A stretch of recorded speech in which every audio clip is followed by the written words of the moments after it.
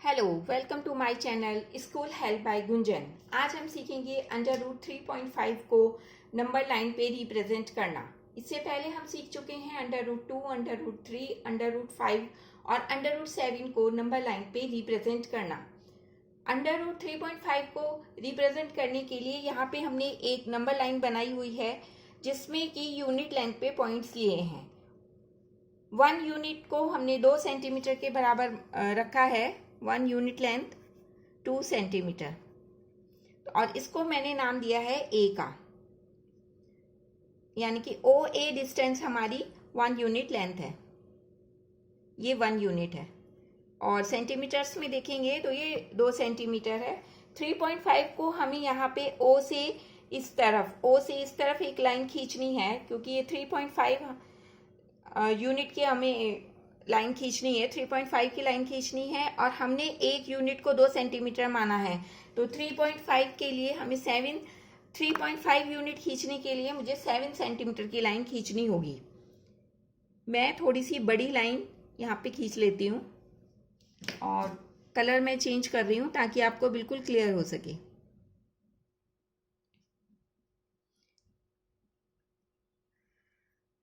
ये मैंने लाइन खींची और इसमें से मैं 7 सेंटीमीटर्स ले लेती हूँ। हमारी यूनिट है 3.5 और मैंने एक यूनिट रखी है 2 सेंटीमीटर की, तो 3.5 यूनिट हो जाएगी 7 सेंटीमीटर की। इसको मैंने नाम दे दिया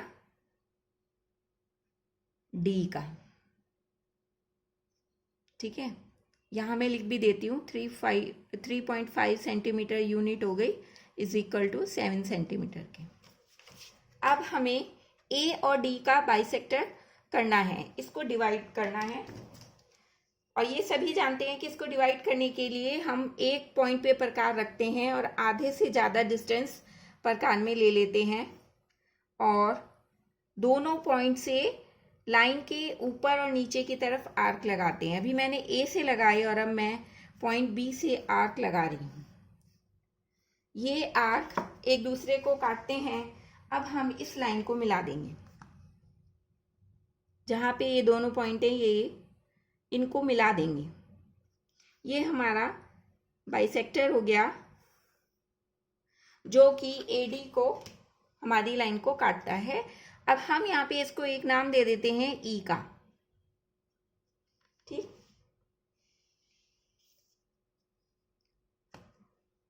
ई पॉइंट एडी का बाइसेक्टर है, तो इसका मतलब हो गया ED is equal to E A के। ठीक है, अब हम ई पॉइंट से एक सर्किल खींचते हैं, circle, half circle, same circle.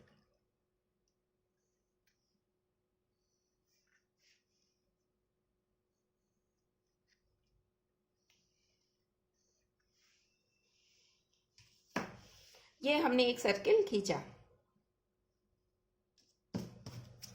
इसके ओ पॉइंट से एक 90 परपेंडिकुलर खींचते हैं।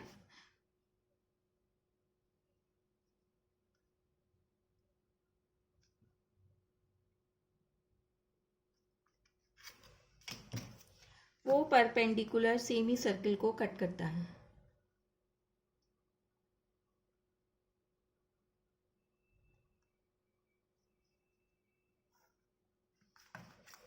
और हम इस पॉइंट को एफ पॉइंट रख देते हैं।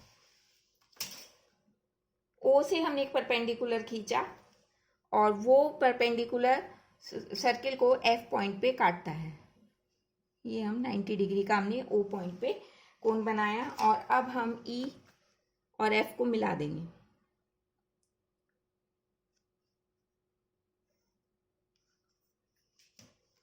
तो ट्राइंगल ई एफ ओ एक राइट एंगल ट्राइंगल हो गया। अब हम इसमें पाइथागोरस प्रमेय लगाएंगे, लेकिन उससे पहले हमको ई ओ और ई एफ की वैल्यू चाहिएगी। E F is equal to E A K. E F है E F is equal to E A. क्यों? क्योंकि ये रेडियस है। यहाँ पे हम देख रहे हैं ये एक सर्किल है, सेमी सर्किल है, और इसकी रेडियस है, ये सेंटर है, और इस सेंटर से ई एफ और ई ए ये दोनों सेमी सर्किल को टच कर रही हैं, इसलिए ये हो गई रेडियस। ठीक, अब हम यहाँ देखते हैं ए डी, इधर लिखते हैं A D is equal to D E plus E A, यानी कि डीई और ई ए इक्वल है, ये हमने यहाँ पे बताया ही, क्योंकि ये ई जो है मिड पॉइंट है ट्वाइस डीई के। तो DE is equal to A D divided by 2, और ए डी की कितनी वैल्यू है? ए डी है A D O plus O A. D O कितना है? ये 3.5 यूनिट है। हम पूरा यूनिट में ले रहे हैं, सेंटीमीटर में हमने कन्वर्ट किया था सिर्फ ड्रॉ करने के लिए। Divided by 2, D O 3.5 plus 1 divided by 2, 4.5 is divided by 2, और ये हो गया 2.25 यूनिट। ठीक है, डीई डीई इतनी वैल्यू, ये आई है 2.25 यूनिट के। ठीक है, और अब हम वैल्यू देखेंगे इसकी ई ओ की। ई ओ, ठीक, ये हमारी वैल्यू आ गई 2.25 के। डीई की वैल्यू आ गई 2.25 यूनिट के, और ई ए ये भी हो गया इज इक्वल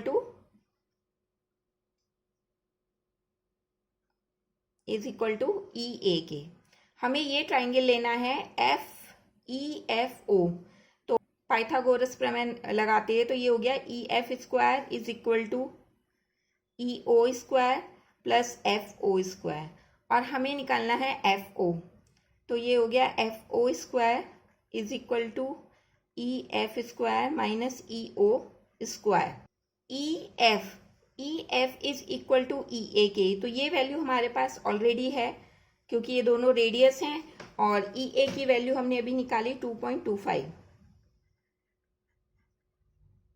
माइनस ये ई ओ। अब ई ओ को निकालते हैं, ई ओ इसको इधर लिख लेते हैं।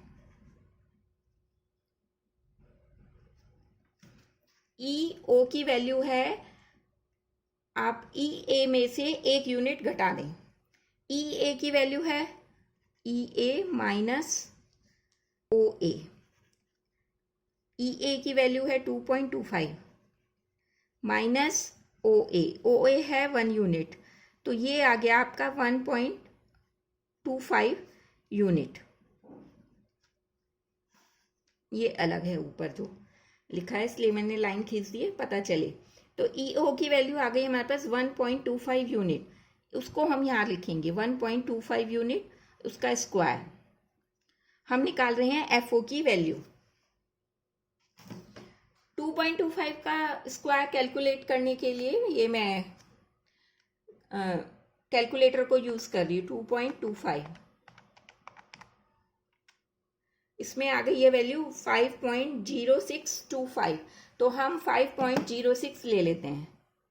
5.06 माइनस, फिर से हम करते हैं 1.25 मल्टीप्लाई बाय 1.25, तो ये आ गया 1.56, और इसको सब्ट्रैक्ट भी कर देते हैं। 5.06 माइनस 1.56 इज इक्वल टू 3.5। अब एफ ओ है, एफ ओ का आप स्क्वायर रूट लेंगे, तो ये आ गया अंडर रूट 3.5, यानी कि एफ ओ की वैल्यू आ गई 3.5।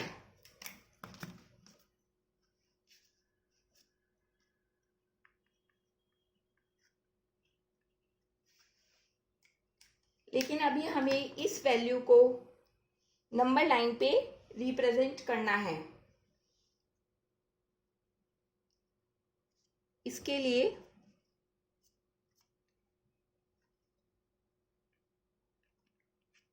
इस वैल्यू को हम लेंगे और F से एक आर्क बना देंगे और ये आर्क नंबर लाइन को Q पॉइंट पे काटता है। तो हमारी ये वैल्यू OQ ये हो गई √3.5। इस तरीके से हमने सीखा कि हम √3.5 को किस तरीके से नंबर लाइन पे रिप्रेजेंट कर सकते हैं। √9.3 हो, √7.9 हो, डेसिमल नंबर्स जो भी √ के अंतर्गत होंगे उनको रिप्रेजेंट करने का नंबर लाइन पे यही मेथड रहेगा। और कोई भी क्वेरी हो तो आप मुझे कमेंट बॉक्स में लिख सकते हैं। डिटेल्ड नोट्स के लिए और वर्कशीट के लिए और NCERT सॉल्यूशंस के लिए आप मेरी website school help by Gunjan पे जा सकते हैं, जिसका कि लिंक मैं डिस्क्रिप्शन बॉक्स में दे दूंगी। और आई आइकन जो कि लेफ्ट में दिखाई दे रहा है उसको प्रेस करने से भी आपको सारे लिंक √2, √3, √5 और √7 के मिल जाएंगे। इसके अलावा कोई भी क्वेरी, कोई भी क्वेश्चन हो, आपको कोई और टॉपिक पे वीडियो देखना है तो वो आप मुझे कमेंट बॉक्स में लिख सकते हैं। Please like, share and subscribe my channel. Thank you.